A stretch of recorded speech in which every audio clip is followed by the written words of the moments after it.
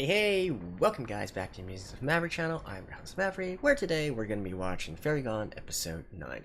So I do apologize that this episode was a bit delayed, but apparently YouTube had some problems yesterday, and well, I was trying to troubleshoot my way through the whole situation until I finally discovered that YouTube had an outage, and so that used up my time to record this episode. But in any case, as I always say, late is better than never, right? So here we are. So anyways, last episode, we got to, I guess, the supposed resolution of the plot on the anniversary of the ending of the war. So it turns out that the son of some dude who was wronged by the prime minister decided that he wanted to assassinate him, and he was apprehended and taken off to jail, and apparently that is that. Right, the whole plot in regards to causing a malfunction in the newer models, so that newer models of artificial fairies, so they switch to older models instead, and then which can be accessed through a backdoor, which is basically, you know, in this case, using one of those whistles to control all of the artificial fairy soldiers and trying to assassinate the prime minister. But like I said, it was foiled, right? So that's the end of that, right? Although I don't really think so. There's a lot of unanswered questions that we still have so far. Like, first of all, we know that Duke Diaz has some kind of relation to this plot, but what exactly is it? We still don't know, right? We know that he is in cahoots with one of the mercenary groups or one of the mafia groups with Wolfran, and we know that Wolfran is behind behind this assassination attempt. We saw him giving some advice.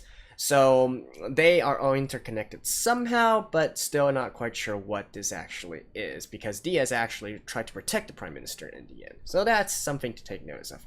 And more importantly, well, maybe not more importantly, but noticeably, Raydon, the other duke, did not move to protect the prime minister. So maybe he is actually thinking of rebelling or something like that as well, and seizing power to himself. So we still got that dynamic within the politics of the situation. And then of course we have this whole other line with Sweetie, with the Black Fury tomb, and where she disappeared to and whatnot, but that is for something else, right? So I do believe that probably in this episode we're going to be learning a little bit more about this assassination plot, and maybe, just maybe, the plot hasn't ended yet. So, anyways, let's just get into the episode and begin in 3, 2, 1, play.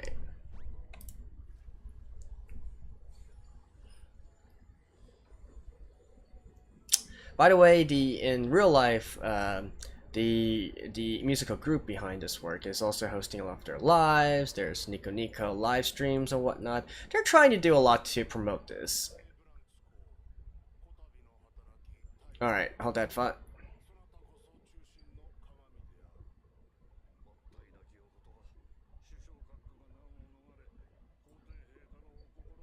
Is that the Emperor over there?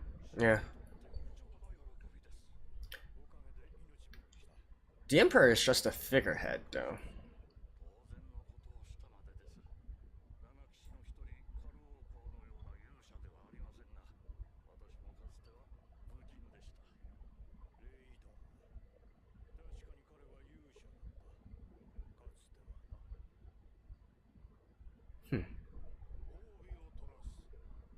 Yep, the Emperor.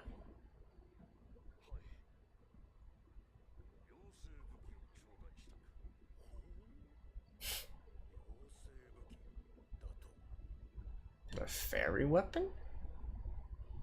Alright. So anyways, yeah, the group that are doing these musics and stuff, they're also doing a lot of their live events and whatnot as well.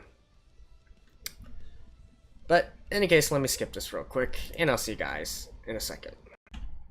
And back.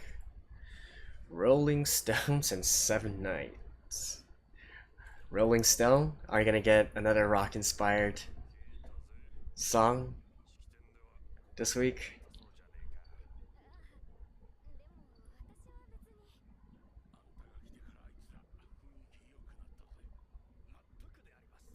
I really wish this was better in all sorts of different ways. I wish the animation was better, I wish the pacing, the writing was better, and I wish that people would like this work a bit more. It's a very intriguing story to me, even now, 9 episodes in.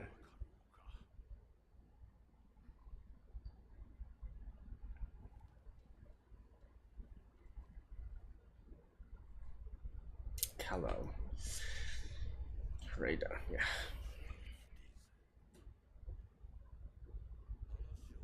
Oh, our friend. Oh, you're being a double agent. Alright.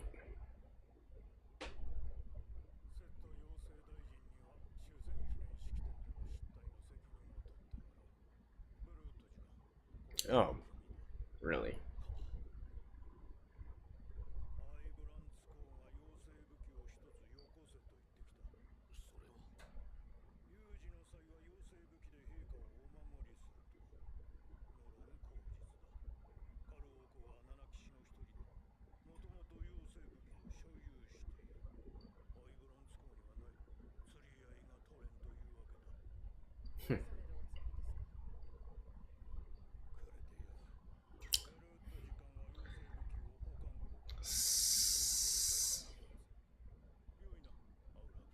I've read on Twitter that the fairy, because like I said, the official Twitter always leaks out some information about an episode first. So as far as I remember, the fairy weapon is supposed to be a very strong weapon specifically used to counter fairy soldiers. And there's only 7 weapons in the world that are held by each of the 7 knights. Now, of course, I believe some of the knights are dead already, and so their weapons would be, I guess, locked up by Dorothea or the Ministry of Fairies. Ah, here we go.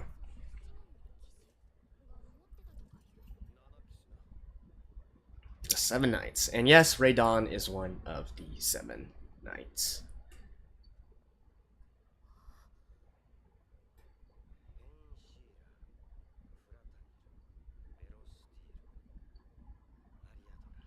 So 4 are here.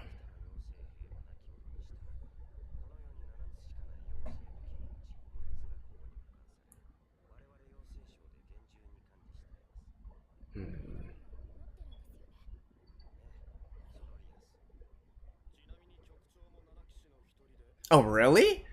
The director is one of the 7 knights? Okay.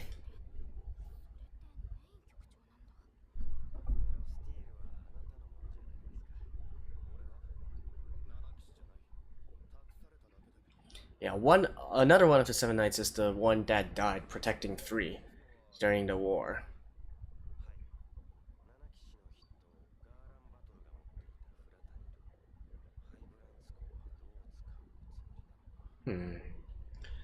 So is this entire thing a plot by Duke Diaz to get the fairy weapon and also maybe plant the seeds of doubt into the Prime Minister in regards to Radon? Something like that? And who are you?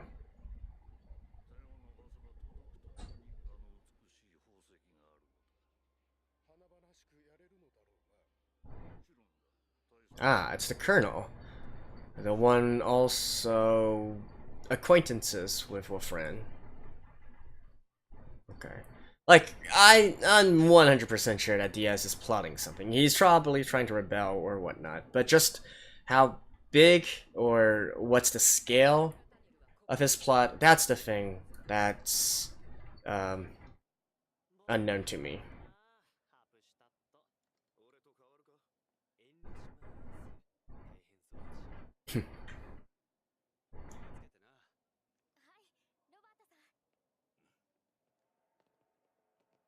Oh.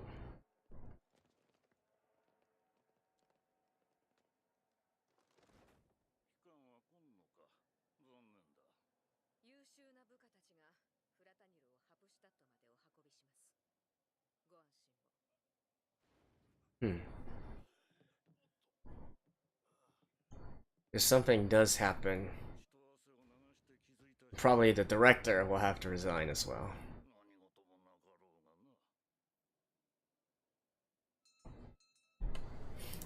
And just by that, you can be assured that something is going to happen.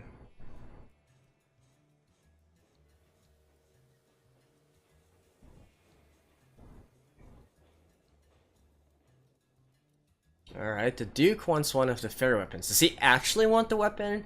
Or is he just trying to use this as, you know, another sort of tactic to pin blame on someone and maybe get them removed? There seems to be some kind of political scheming going on here.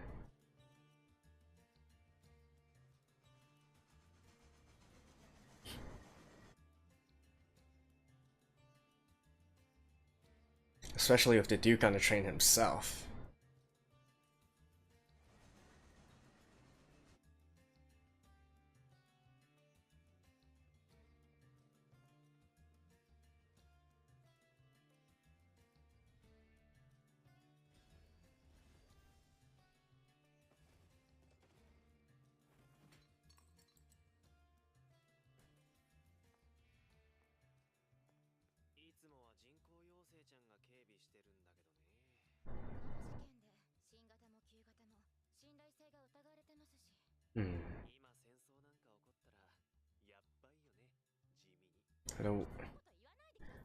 But a war against who, though?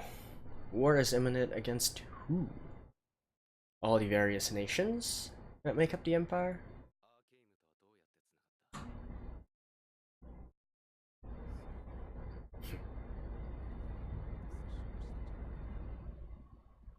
Oh?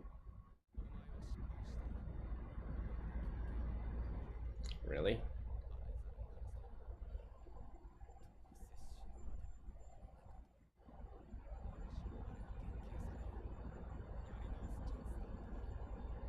On an assassination plot of the Prime Minister?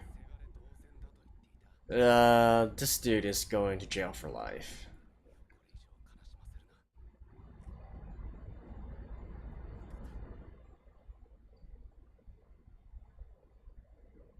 Like, come on, this guy plotted to assassinate the Prime Minister.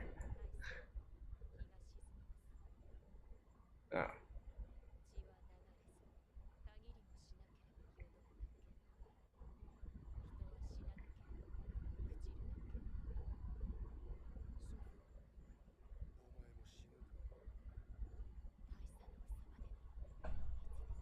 Okay. Lovey-dovey.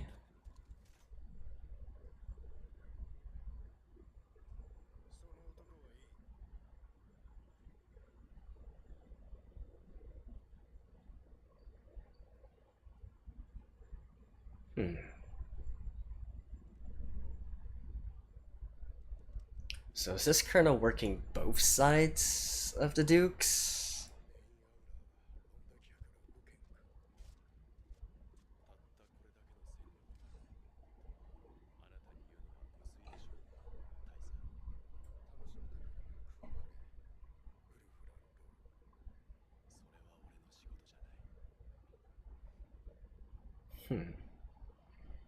Yeah, so they are going to ambush the train.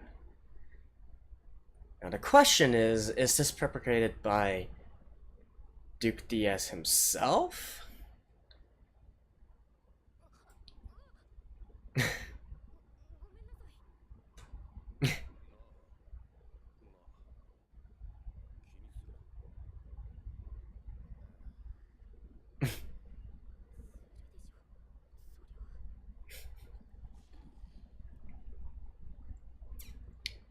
Okay. Yeah, it's part of his own plot. So then he can have the fairy weapon, but still shift the blame onto Dorothea.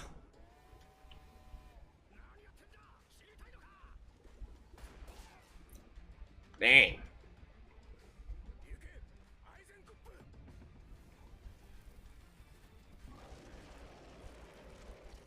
Dang.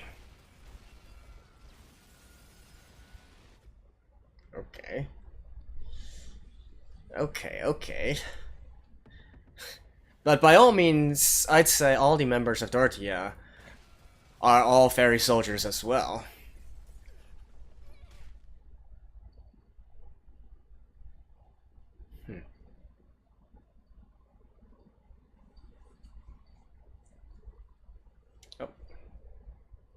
It's small Maria.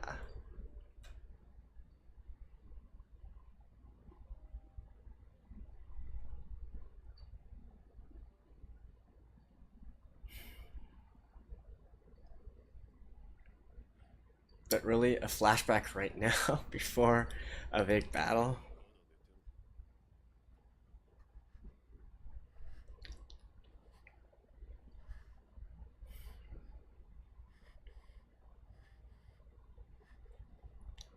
Can't pull the trigger. I think she eventually does, though.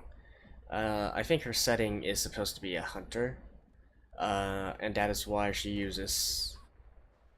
That's why she uses the rifle. She brings the rifle with her. That's her personal weapon.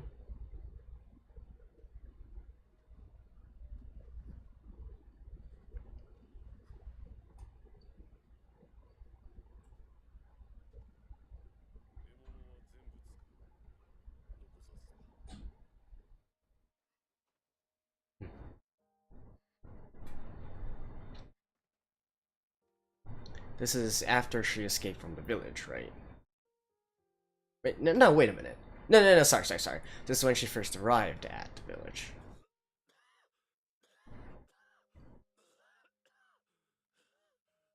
Or is it?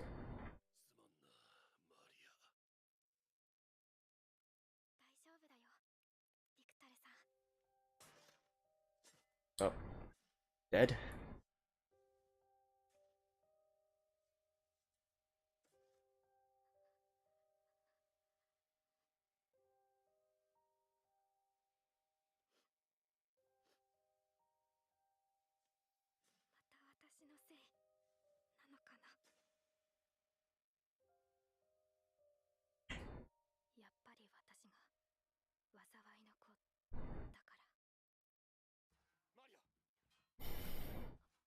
Yeah.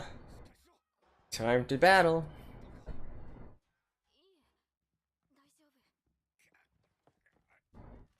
Ooh.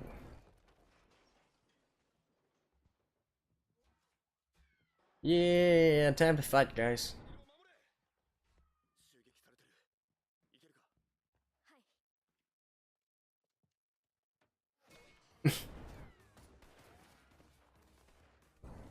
Oh. They got height advantage.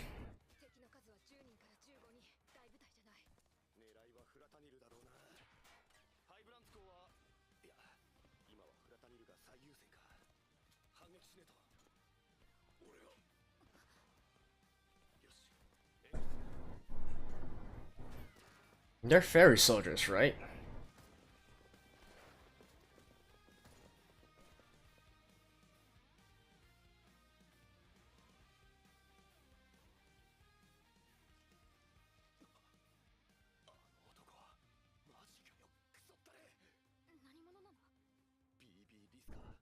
Oh, he's also one of the Seven Knights.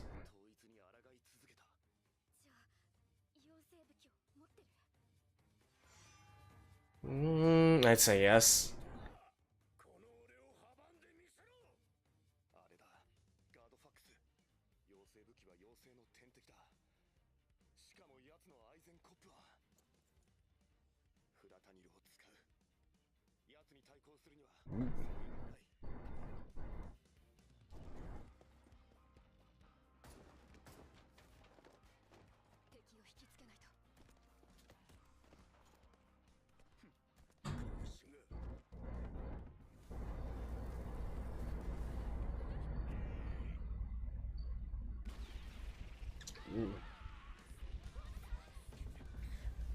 Yeah, they should all be fairy soldiers.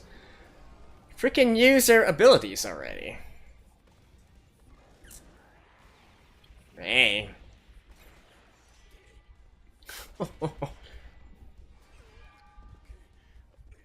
Dang. Okay. Holy shit.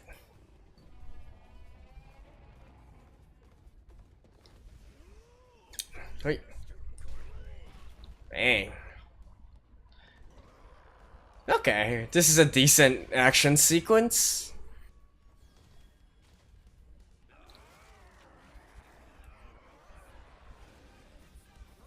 Oh, here we go. Nice.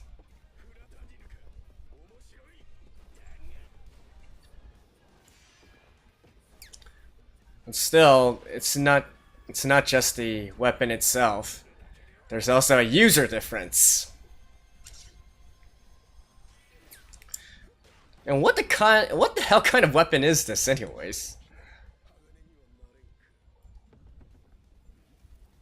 Ah.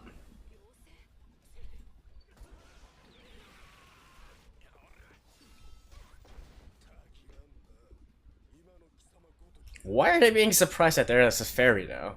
There's a lot of... Okay.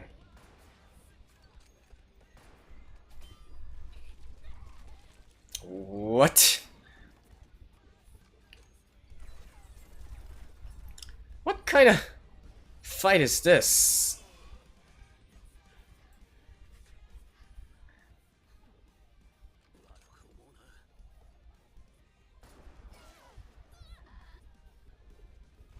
Whoa. Like, seriously, they...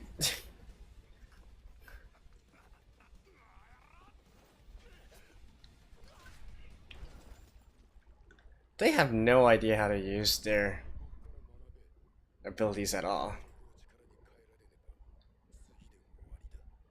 Wait a minute, is that guy the one who killed the guy that was protecting Free?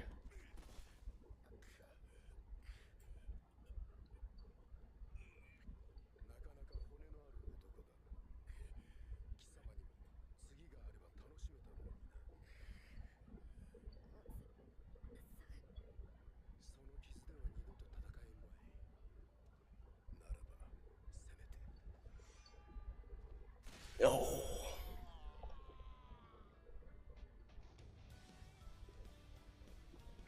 Dang. He just straight up cut through that dude. Okay.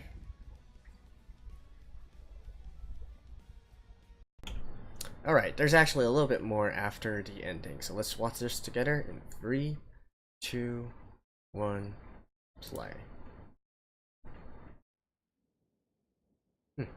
The aftermath of the battle.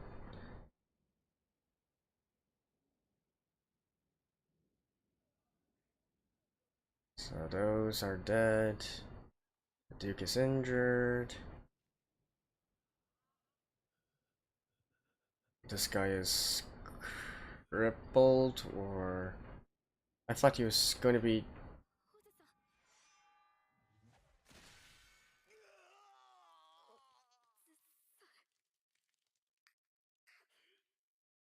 How did he survive that?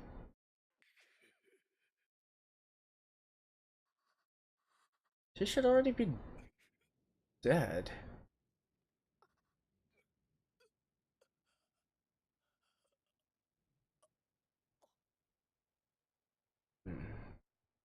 Okay.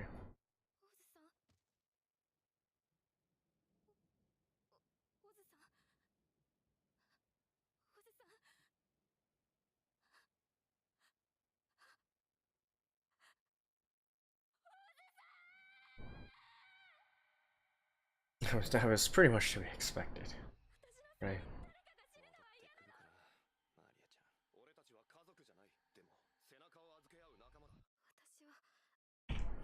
Alrighty, so with this episode, we learned a lot more about, more specifically, the questions that I had at the beginning of this episode, right? Like, what exactly the whole assassination plot was about, what was the goal of it, and, you know, what is the ulterior goal of Diaz, right? So here we know that, okay, it's basically just a ploy to get power, to get on the good side of the Prime Minister, of the Emperor, so that they can grant him this fairy weapon, right? So again, not really sure how big of a deal this fairy weapon is. I know that both within this anime and also on Twitter, they're making these fairy weapons out to be super strong. Like, seriously, there's only 7 in the world, right? And they apparently are super effective against other fairies. So they are a big deal, but is this part of the reason why Like, is it such a big enough deal that you want to make a whole plot just to acquire said weapon?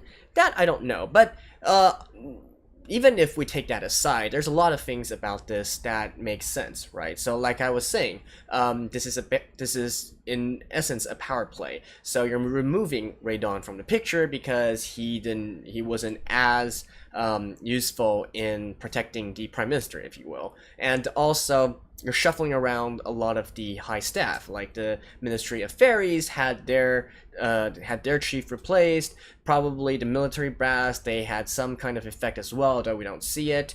We also see that both the old and new models of the artificial fairies are being taken out of commission, or at least temporarily taken out of commission, and being replaced by normal soldiers, right? So it's weakening a lot of the, I guess you could say, internal departments of the empire, and that leaves the empire in a vulnerable state, right? So right now, as we can see, the capital is ripe for the taking. There's there's misinformation, there's disorder everywhere, security is lax. So I think with all this evidence, it's pointing towards a sort of rebellion by Duke Diaz, and he is in cahoots with the Colonel guy, Colonel Bibi, who also wants to get rid of the unification and make it so that each nation is its own again. And this also pertains to this the main plot of this episode as well, the transferring of the fairy weapon. As I said, since the duty of transferring this weapon went on to Dortia, and now that they have been ambushed and the weapon has presumably been taken away, been stolen, they are going to have to hold responsibility for this, right? Especially the director, who wasn't even accompanying the weapon by herself, in person, right? She just gave it to subordinates. So I think it's fairly easy to say that probably she is going to be fired from her job as well. And so we'll have another shuffling of power over there as well. So in all, and like I said, Dortia is also one of the main forces of the empire. It's directly controlled by Prime Minister. Not only is the director going to be fired, but also Dortia lost a lot of men, or at least we know that they lost at least one person in this conflict, right? So this entire plot of Diaz is weakening the empire in all these different positions, right? So I think that is basically what this entire plot is about. Now, the problem here, however, is how exactly does Wolfram factor into all this, and is he actually also kind of working as a double agent with Duke Radon as well, right? We see him clearly talking with Radon about the situation. Is he going to double cross Duke Diaz and also the Colonel? That is a possibility. It's because we still don't quite know completely the motive of Wolfram. So apparently, my guess is that he's out for revenge because fighting this war caused him to lose his wife, lose his children. But revenge against who, right? By all means, it seems that he wants to topple this current government as well. But maybe he doesn't want the next government to be controlled by Duke Diaz or something, and that's why he's also giving out information to Radon so that they can also fight against each other. That remains to be seen. But I think that pretty much covers the plot as we know right now. So, overall, I think that's it's a pretty good plot, right? You cover all the bases, you get a great weapon in your hands, you remove a lot of the power and forces of the Empire, and yeah, overall, good on them. Good on them. And then, in regards to the actual episode and the fighting and whatnot, I'd say I think I enjoyed the fighting, the action in this episode. The animation was definitely a lot more fluid than some of the other fights we've seen. So that was nice. However, the actual how should I say it? The characters act in pretty dumb ways, right? Like, if we're going to be honest here, like, you're transporting something on a train, right? And you guys don't have any lookouts to look out and see if there's any, obstacle or ambush or whatnot ahead. Like, what is the entire purpose of the entire squad of Dortia just sitting in the same car and staring at that weapon, right? That makes no amount of sense whatsoever. You're supposed to at least be interspersed between all the different cars and whatnot. Exactly to prevent this kind of situation, right? Where taking out one car eventually may take all of them out. So that, I think, is something that's a little bit unrealistic for me. And also the way that they handled the whole situation, right? So, by all means, the people in their cars, they should have a much bigger force. I mean, in the trains, should have a much bigger force than the 15 or 20 people that are fighting against them. Like, sure, they have height advantage and whatnot, but couldn't you guys work together a little bit more? Like, for instance, during the summoning of the fairies, so each one summoned them one by one, and each of them were basically fighting their own battle, right? And they never fought to combine forces together to maybe overwhelm the leader first or whatnot, ask the others to provide supporting fire and to keep the other people with rifles pinned down and at least make it somewhat of a fair fight, right? So they were completely disorganized, and I mean, I guess you could also say that that's something that the story is trying to portray, but normal soldiers, I can get, even Dorothea, they don't have any good experience on fighting together and what tactics to use and whatnot. They just seem stupid this entire episode. And of course, Maria as well, rushing in headstrong into the enemy positions, and then getting herself taken out and dragging someone else down with her as well, right? So, you know, she's a hunter girl. Like, she likes to snipe. She likes to hide in positions and snipe, and yet she made herself so vulnerable by being so close to the enemy lines. So, I don't know. She's lost her brain there as well. And speaking of being responsible for someone else's death, that is exactly the theme of the next episode as well. It seems that Maria is going to be blaming herself for the death of her fellow colleagues, which I'd say, in a sense, is true. But apparently she's going to go into a depression spiral or whatnot, and then she needs to snap out of it, right? We know from her backstory that she has a very big complex about being the cursed child, if you will, right? She's bringing misfortune to all those around her. Her parents died, and then her adopted foster parent, the hunter in the woods, he also died later on, out of sickness or whatnot. And so she just has, a complex there, right? So I guess next episode we're going to try to resolve her complex and, I don't know, just bring her spirits up or whatnot. And I don't want to talk too much about that. Let's talk a little bit more about Vivi, though. The Seven Knights, right? So I did like how they showed, even though Free is strong by his own right, and even though he has the use of one of the fairy weapons in this episode, he's still no match for one of the Seven Knights, right? And that would make sense. They're called the Seven Knights for a reason. There's only 7 of them. They're the strongest fairy soldiers of the land. So there is a big gap between their actual powers, even if they're using similar weapons, right? So I do believe that probably the only one that we know of right now that can stand up to Vivi would be the director, who is herself also one of the 7 knights. So probably we're going to be seeing later on that the director is going to take on Vivi, and maybe the rest of the cast will be taken on by the rest of our protagonists, right? Or they could work together, I guess, in a way, and bring down Vivi together. But I'm more than interested to see what the director's fairy is going to be like and how she actually fights. And I think that's it for this episode, right? I've been saying this from the very beginning, but I still do believe that this story has a great premise, it has a great world. It's just lacking in some animation quality and some pacing, right? So even in this episode, like the sudden transition between right before fighting a battle to having a flashback and then going back to the battle again. I'm not saying it's bad. It can definitely be used to good effect, but somehow I'm not feeling it here. Like, it seems to be executed for the sake of executing it, and it just doesn't bring a big impact to the story right now. But yeah, I think that's about it. But I did at least enjoy learning more about the plot of Duke Diaz, how it pertains to everything. and how we are moving forward into what will eventually be a full-out rebellion. I'm guessing. We have 3 more episodes until the end of this season. This is a 2-cour anime, so it's going to go on for 24 episodes. So we still have plenty of time left, although I do think they'll probably at least finish one part of the arc within the next 3 episodes. So, hope you guys enjoyed that. I hope you guys enjoyed this video as well.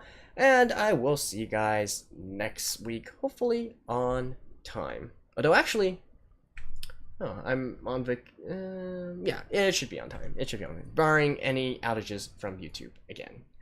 Alright, that's it. See you guys, and bye-bye.